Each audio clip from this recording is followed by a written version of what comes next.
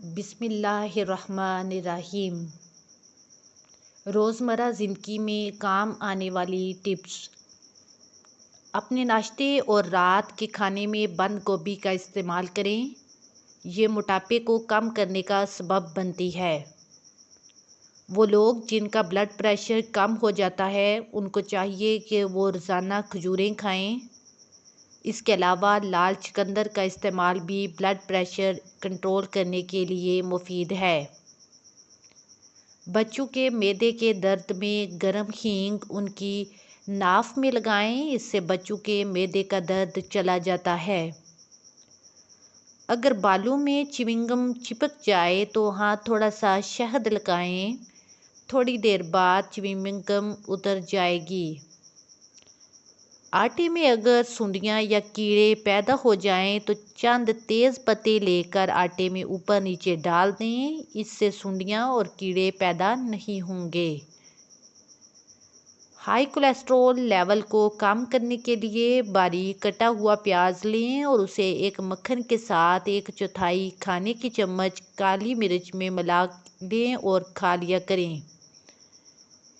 एक केले को 1 कप दही में मिलाकर रोज़ खाएं, इससे आपके मुंह के छाले ठीक हो जाएंगे।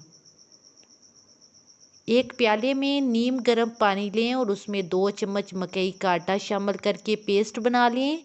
इस पेस्ट से चेहरे पर अमूदी दायरे की शक्ल में 15 से 20 मिनट तक मसाज करें। अब इसे खुश्क होने दें और फिर नीम गर्म पानी से चेहरा धो लें।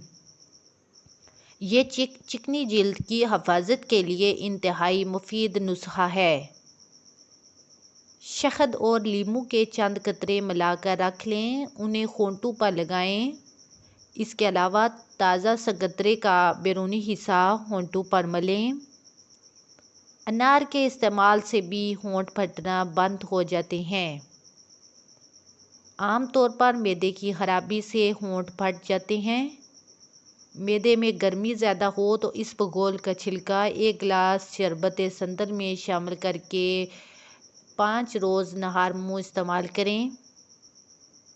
1 चम्मच मीठा सोडा, नमक और सखागा लेकर किसी बोतल में रख लें।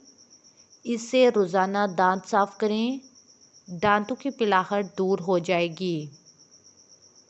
लीमू के छिलके सुखाकर पीस लें, इसमें नमक मिलाएं और रोज़ाना इससे दांत साफ करें। चंद दिनों में दांतों का मैल दूर हो जाएगा। अगर गुर्दे में पथरी हो तो नारियल के पानी में अंगूर का रस डालकर पिएं। ये गुर्दे की पथरी का बेहतरीन इलाज है। आपके पर्स या कपड़ों की कोई जिप अगर फंस जाए तो उस पर थोड़ा सा मोम रगड़ दें, जिप आसानी से खुल जाएगी। अगर आपको मेरी ये वीडियो अच्छी लगी है तो प्लीज़ लाइक और शेयर कर दें और मेरे चैनल को सब्सक्राइब कर लें ताकि मेरी हर नई आने वाली वीडियो आप तक पहुंचती रहे। Thank you.